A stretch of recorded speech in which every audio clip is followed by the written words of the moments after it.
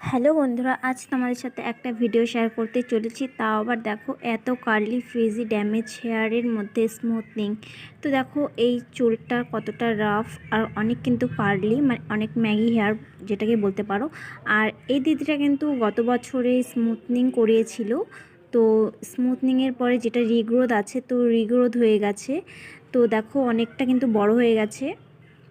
তো আজকে এটাই আমরা স্মুথনিং করে দেখাবো তোমাদের সাথে। তো কন্টিনিউ ব্লগটা দেখতে থাকো, একটু স্কিপ করবে না। তো কি করে করছি তোমরা যদি পুরো ভিডিও দেখতে চাও অবশ্যই আমাকে কমেন্টে জানিও। আর এই স্মুথনিংগুলো কিন্তু আমরা প্রায় করিয়ে থাকি, তোমরা চাইলে আসতে পারো। তো দেখতেই পাচ্ছ আমাদের এখানে কিন্তু স্মুথনিং হয়ে গেছে। তো দেখতে পাচ্ছ চুলটা কতটা সফট হয়েছে, আর চুলটা অনেক কিন্তু সুন্দর হয়েছে, ভালো হয়েছে।